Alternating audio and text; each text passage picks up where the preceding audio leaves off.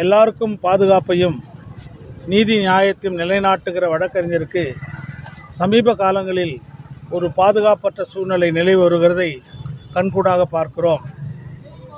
இந்த நாட்டிலே நீதி, சமாதானம், நேர்மை இவைகளை கட்டி காக்கிற நீதிமன்றங்களுக்கு ஆலோசனை தருகிறவர்கள், வழிகாட்டுகிற வழக்கறிஞர்கள். வழக்கறிஞர் இல்லாவிட்டால் சட்டத்தை, நியாயத்தை, மாண்பையும் காக்க முடியாது.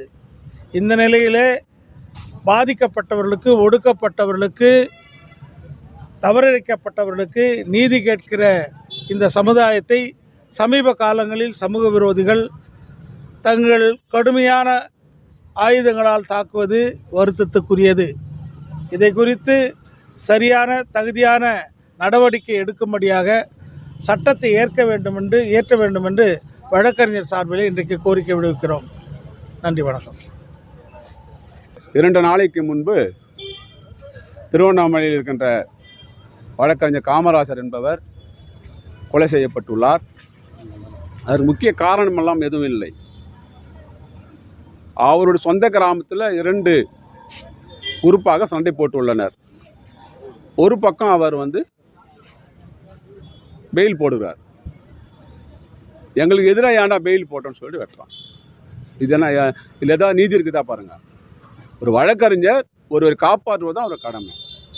நீ பெயிலே போடக்கூடாது என்பது ஒட்டுமொத்த அரசியல் சட்டத்துக்கு எதிரான ஒரு நிகழ்வு. இதே போல் சோழிங்கரில் ஒரு வழக்கறிஞர் தொடர்ந்து ஆட்டை கடித்து மாட்டை கடித்து எங்களே கடிக்கிற நிலைமைக்கு இந்த நாடு போய் கொண்டிருக்கிறது.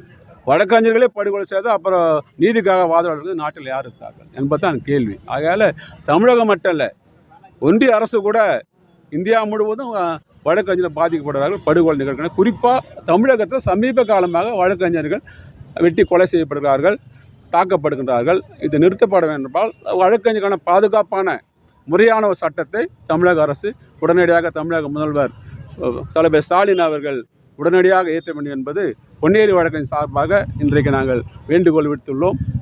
பொன்னேரி வழக்கறிஞர் சங்கத்தின் கேள்வியை தலைவர் முடித்து வைப்பார். முடக்குவாதம், மூலம் உள்ளிட்ட நோய்களுக்கு சிறப்பு சிகிச்சை பெற ஸ்ரீவித்யா சித்தா மற்றும் வர்மா மருத்துவமனை, அரியலூர்.